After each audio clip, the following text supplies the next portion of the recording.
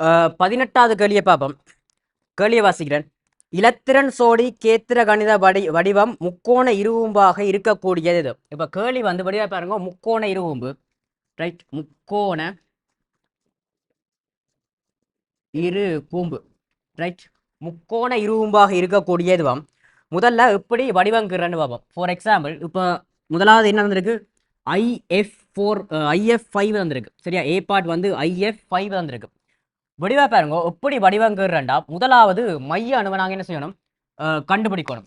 இதில் பாருங்க, இந்த IF4ல அயடின் தான் குறைவாக இருக்கு. ஸோ அயடின் தான் என்னது? மைய அணுவாக இருக்கும். அப்போ நான் அயடினை செய்கிறேன், எழுதுறேன். சுற்றி வர இருக்கிற எல்லா அணுக்களையும் என்ன செய்கிறேன்? சுற்றி வர எழுதுறேன். Right right. இப்போ பாருங்க, ஃப்ளோரின் வந்து 7ஆம் கூட்டம் ஒரு பிணைப்பை உருவாக்கும். அப்போ கட்டாயம் இந்த ஃப்ளோரின் வந்து என்ன செய்யும்?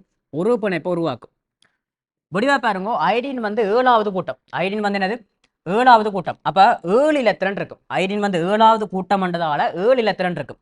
இந்த 7 இலத்திரன்ல வடிவா பாருங்க 5 வந்து பிணைப்புக்கு போயிட்டு, அப்போ மிச்சமா எத்தனை இலத்திரன் இருக்கும்? ரைட், 2 இலத்திரன் இருக்கும். ரைட், மிச்சமா எத்தனை இருக்கும்? 2 இலத்திரன் இருக்கும். அதை நான் இங்கே ஒரு தனிச்சோடியாக போடுறேன். ரைட், இப்போ வடிவா பாருங்க இத்தனை தள்ளுகையில கண்டுபிடிப்போம். இங்கே பாருங்க 1 2 3 4 5 பிணைப்புச்சோடி இருக்கு. அதை விட இங்கே 1 இருக்குன்றதால மொத்தம் 6 என்னது தள்ளுகையில இருக்கு. வடிவா பாருங்க, தள்ளுகை அலகு 2 அது நேர்கோடு. சரியா, தள்ளுகை அலகு 2 அது வந்து என்னது? நேர்கோடு. 3 தள முக்கோணம். ரைட், 4 நான்முகி. ரைட், 5 சரியா முக்கோண இரு கூம்பு. ரைட், 6 சரியா சதுர இரு கூம்பு அல்லது எண்முகி. இப்ப கேள்வி வந்து எதுண்டா முக்கோண இரு கூம்பு எதுன்றதான் கேள்வி. ரைட், அப்ப அதுல ஏங்க பாருங்க, தள்ளுகளை 1 2 3 4 5 அதை விட ஒரு தனிச்சோடு இருக்கு. 6 வருதுன்றோனையே நீங்க இதை விளையாண்டெடுக்கலாம். இதை நாங்க வடிவத்தோட கீறினா இப்படிதான் வரும்.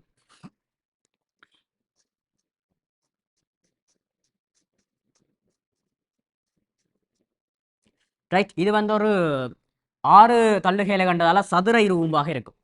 ரைட், அதுக்கு அடுத்தது பி பார்ட் எழுதுறேன். SF4. ரைட், SF4 விடுவா பாருங்க, இதுல சல்ஃபர் தான் குறைவா இருக்கு. ஸோ சல்ஃபர் மையானு சுத்தி வர இருக்கிற எல்லாத்தையும் நான் என்ன செய்யறேன்?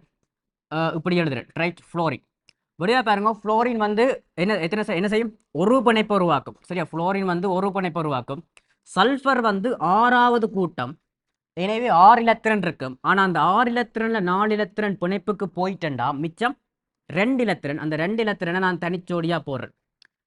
வடிவா பாருங்க, தள்ளுகையில கண்ணுவோம். இங்க பாருங்க, பிணைப்புச்சோடி 4 தனிச்சோடி 1 மொத்தம் 5. சரியா, பிணைப்புச்சோடி 4 தனிச்சோடி 1 மொத்தம் 5 நினைக்க இதை என்ன செய்யலாம்? முக்கோண இருகூம்பா வரலாம். சரியா, முக்கோண இருகூம்பா என்ன செய்யலாம்? வரலாம். அடுத்தது சி பாட்டை பார்ப்போம். I3-. சரியா, I3-. இங்க பாருங்க, மூன்றுமே ஐயன்றதால நான் ஒரு ஐய மையத்திலையும் மிச்ச 2 ஐய சைட்லையும் போடுறேன். ரைட், இந்த அயடின் வந்து 7வது கூட்டம். ஸோ ஒரு பிணைப்பு உருவாக்கும். ரைட், ஒரு பிணைப்பு உருவாக்க போகுது.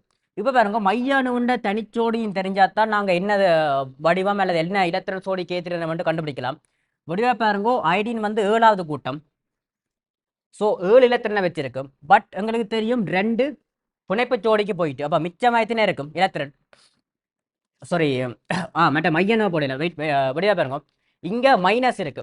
வடிவா பாருங்க, ஒட்சியமிலம் தவிர மிச்ச எல்லாத்திலையும் மைனஸ் ஏற்றம் வந்து எங்க வரும்டா மைய அணுவில் வரும்.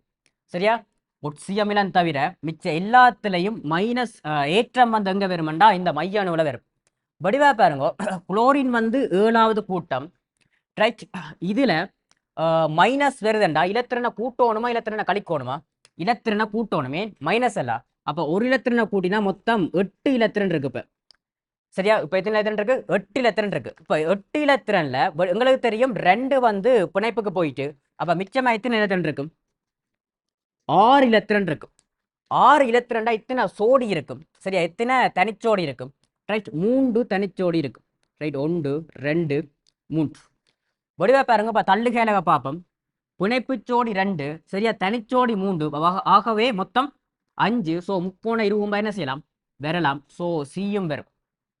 ரைட், அதுக்கு அடுத்த டிய கீறன் சரியா, பிஆர் ஓ டூ எஃப்4 மைனஸ் சரியா, பிஆர் ஓ டூ எஃப்4 மைனஸ். வடிவா பாருங்க, இதில் பிஆர் குறைவாக இருக்கு. ஸோ பிஆர் தான் மையானு. ரைட், மிச்சம் எல்லாத்தையும் நான் சுற்றி வர போடுறேன். ரைட், ஆக்சிஜன் ஆக்சிஜன்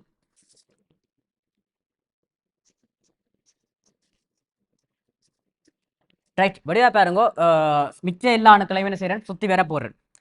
ரைட், இப்போ பாருங்க இந்த மைனஸ் சார்ஜ் எங்கே வரும்.